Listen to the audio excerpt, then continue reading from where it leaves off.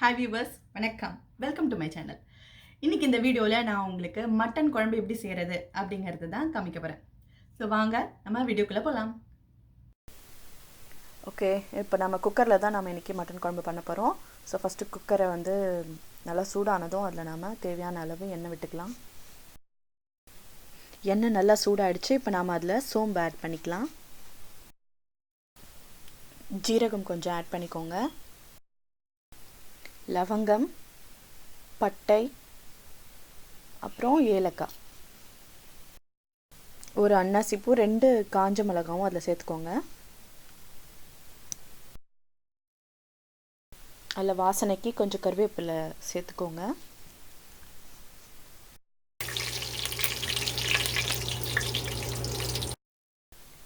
ரெண்டு பச்சை மிளகாய் நீல வாக்கில் கட் பண்ணது அதையும் அதில் சேர்த்துக்கோங்க.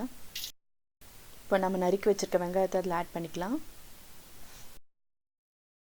வெங்காயம் நல்லா வதங்கிடுச்சு. இப்போ நாம் அதில் வந்து 1.5 ஸ்பூன் அளவு இஞ்சி பூண்டு பேஸ்ட் சேர்த்துக்கலாம்.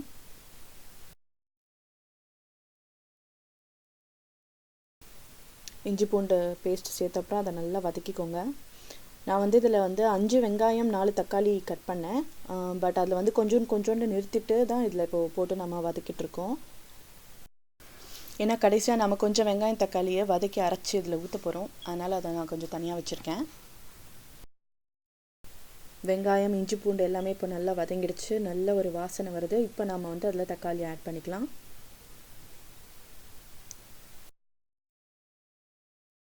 வெங்காயம் தக்காளி நல்லா வதங்கிடுச்சு. இப்போ நாம் அதில் வந்து உருளைக்கிழங்கு ஆட் பண்ணிக்கலாம். உருளைக்கிழங்கு வந்து ஆப்ஷனல் தான், வேணும்னா போட்டுக்கலாம், இல்லாட்டா முருங்கைக்காய் கூட சேர்த்துக்கலாம். காய்கறி வதக்கும் போதே அதில் நம்ம கொஞ்சம் கொத்தமல்லி போட்டு வதக்கினோன்னா நல்ல வாசனையாக இருக்கும். கடைசியில் கார்னிஷ் பண்ணுறதுக்கு கொஞ்சம் கொத்தமல்லி கட் பண்ணி வச்சுக்கோங்க. இப்போ எல்லாம் நல்லா வதங்கிடுச்சு. இப்போ நாம் அதில் வந்து மஞ்சள்தூள் சேர்த்துக்கலாம்.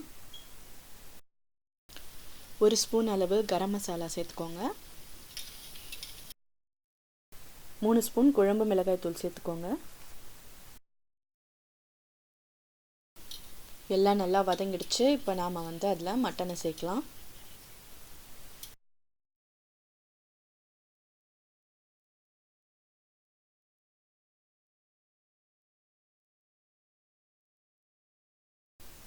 ஒன்றரை கிலோ மட்டன் போட்டிருக்கோம் நாங்கள்.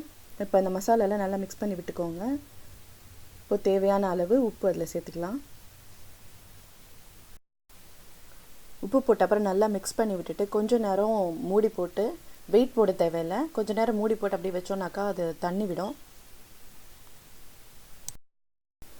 இப்போ நாம் அதில் வந்து 2.5 கிளாஸ் தண்ணி சேர்த்துக்கலாம். சேர்த்துட்டு நல்லா மிக்ஸ் பண்ணி விட்டுக்கோங்க. ஸோ இப்போ நம்ம மூடி போட்டு வெயிட் போட்டுடலாம். இது வந்து நாங்கள் வாங்குகிற மட்டன் இது டெண்டராக இருக்கும், அதனால் நாங்கள் 2 விசில் தான் வைப்போம். ஸோ அவங்கவுங்க கறிக்கு தகுந்த மாதிரி விசில் வச்சுக்கலாம். ஓகே, இப்போ நாம் வந்து ஒரு பேனில் எண்ணெய் ஊற்றி பட்டை, லவங்கம், ஏலக்காய், ஒரு காஞ்ச மிளகாய், கொஞ்சம் சோம்பு, அப்புறம் வெங்காயம், தக்காளி, கொத்தமல்லி, கருவேப்பிலை, அப்புறம் முழு மிளகு இதெல்லாம் போட்டு நல்லா வதக்கிட்டு ஆற விடுங்க. அதுக்கப்புறமா நம்ம அது கூட தேங்காய் சேர்த்து இப்படி பேஸ்ட்டாக நல்லா அரைச்சி வச்சுக்கலாம். இப்போ நாம் இந்த மசாலாவை அந்த குழம்புல ஆட் பண்ண போகிறோம். குழம்பு நல்லா கொதிச்சிருச்சு. இப்போ நாம் அரைச்சி வச்ச பேஸ்ட்டை அதில் சேர்த்துக்கலாம். ஸோ நல்லா மிக்ஸ் பண்ணிவிட்டு ஒரு 2 மினிட்ஸ் கொதிக்க விடுங்க. ரொம்ப கொதிக்கக்கூடாது, ஏன்னா தேங்காய் ஊற்றிருக்கோம் இல்லையா. இப்போ இந்த மேலே வந்து இந்த மாதிரி நுரை வரும், அதை வந்து எடுத்து கீழே போட்டுடுங்க. அது வந்து சாப்பிடக்கூடாது. யூஸ்வலாகவே நம்ம குழம்பு, சூப் இதெல்லாம் செய்யும்போது இந்த மாதிரி மேலே நுரை கட்டும், அதை வந்து எடுத்து கீழே போட்டுடுங்க. எப்போவுமே அது வந்து சாப்பிடாதீங்க, அதில் நிறையா அழுக்கு இருக்கும் அப்படின்னு சொல்லிட்டு செஃப்லாம் சொல்லுவாங்க. ஓகே, சுட சுட கமகமான மட்டன் குழம்பு ரெடி ஆகிடுச்சு.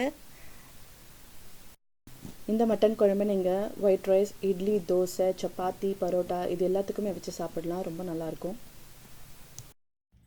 ஓகே ஃப்ரெண்ட்ஸ், இந்த ரெசிபியை வீட்டில் ட்ரை பண்ணி பார்த்துட்டு ரிசல்ட் எப்படி இருக்குன்னு எனக்கு கமெண்ட்ஸில் ரிவ்யூஸ் போடுங்க. அண்ட் இந்த வீடியோ உங்களுக்கு பிடிச்சதுன்னா லைக் பண்ணுங்கள், ஷேர் பண்ணுங்கள், மறக்காமல் என்னோட இந்த சேனலுக்கு சப்ஸ்கிரைப் பண்ணுங்கள்.